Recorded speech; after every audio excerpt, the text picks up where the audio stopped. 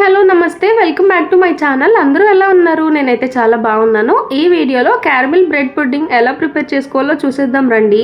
ఈ మధ్య ఈ పుడ్డింగ్ భలే వైరల్ అయింది కదా, సో నేను కూడా ట్రై చేశాను. ఫస్ట్ అయితే మిక్సీ జార్ లో ఒక 5 to 6 బ్రెడ్ స్లైసెస్ వేసుకోవాలి. దాంతో పాటు ఒక 2 eggs వేసుకోవాలి.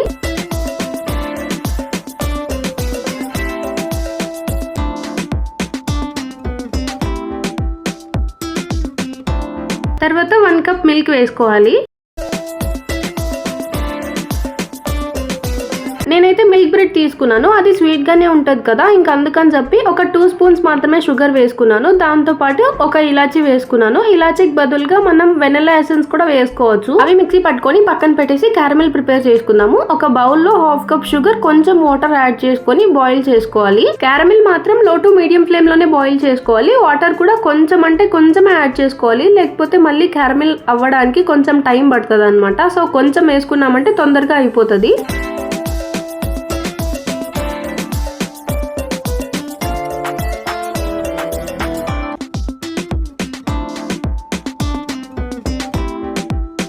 షుగర్ ని ఒక 2 to 3 minutes బాయిల్ చేసుకుంటే క్యారమిల్ ప్రిపేర్ అయిపోతుంది. మనం ప్రిపేర్ చేసుకున్న క్యారమిల్ ని మనం దేంట్లో అయితే పుడ్డింగ్ చేసుకుంటామో అందులో వేసుకోవాలి. నేనైతే కేక్ టిన్ లో వేసుకుంటున్నాను అనమాట. నార్మల్ బౌల్ లో కూడా వేసుకోవచ్చు. క్యారమిల్ బౌల్ లో వేసుకుంటున్నప్పుడు ఆ బౌల్ బేస్ మొత్తం స్ప్రెడ్ అయ్యేలా చూసుకోవాలి. అది కొంచెం చల్లారినా సరే మళ్ళీ గట్టి పడిపోతుంది అనమాట.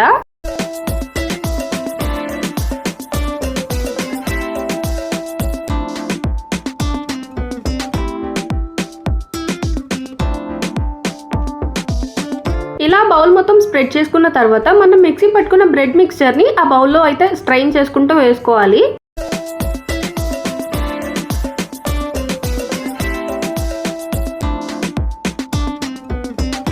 ఇప్పుడు దీన్ని స్టీమ్ చేసుకోవడం కోసం నేనైతే ఇడ్లీ కుక్కర్ యూస్ చేస్తున్నా. ఈ కేక్ టిన్ ఆ కుక్కర్ కి కరెక్ట్ గా ఫిట్ అవుతుంది అనమాట. అందుకని చెప్పి అది యూస్ చేస్తున్నా. నార్మల్ గా బాండిలో కూడా పెట్టుకొని మూత పెట్టుకోవచ్చు.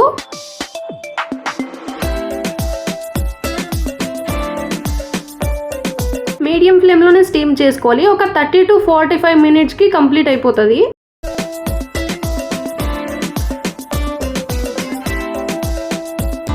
లోపల ఉడికిందా లేదా తెలుసుకోవడానికి ఒక టూత్ పిక్ తో కానీ ఇలా ఫోర్క్ తో కానీ కొంచెం గుచ్చి బయటికి తీసినప్పుడు ఏం స్టిక్ అవ్వకుండా వచ్చిందంటే పర్ఫెక్ట్ గా కుక్ అయినట్టే. ఇక్కడ మిడిల్ లో కొంచెం వాటర్ పడింది, సో అలా కనిపిస్తుంది. టర్న్ చేసినప్పుడు మీకు కనిపిస్తుంది చూడండి. ఇలా నైఫ్ తో సైడ్స్ కట్ చేసుకొని వేరే ప్లేట్ లోకి బౌల్ ని టర్న్ చేసుకున్నామంటే పుడింగ్ అయితే అందులోకి వచ్చేస్తుంది. సో చూసారా ఎంత బాగా వచ్చిందో.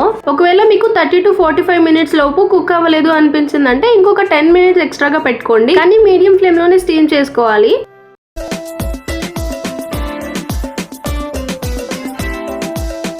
బ్రెడ్ పుడ్డింగ్ అయితే చాలా పర్ఫెక్ట్ గా వచ్చింది. నేనైతే అస్సలు ఎక్స్పెక్ట్ చేయలేదు. కస్టర్డ్ పుడ్డింగ్ లా అవుతుందేమో అనుకున్నా, కానీ బాగా వచ్చింది. టేస్ట్ కూడా కొంచెం సిమిలర్ గా జున్నులా ఉంది. చూసారు కదా, ఈజీగా బ్రెడ్ పుడ్డింగ్ అయితే చేసుకోవచ్చు. టేస్ట్ అయితే చాలా బాగుంది. మీరు కూడా ట్రై చేసేయండి. వీడియో లాస్ట్ వరకు చూసినందుకు చాలా థ్యాంక్స్. ఇంకా ఎవరైనా మన ఛానల్ ని సబ్స్క్రైబ్ చేసుకోకుండా చూస్తుంటే ప్లీజ్ డూ సబ్స్క్రైబ్. ఇంకా మంచి మంచి వీడియోస్ వస్తాయి, సో సబ్స్క్రైబ్ చేసుకొని ఉండండి.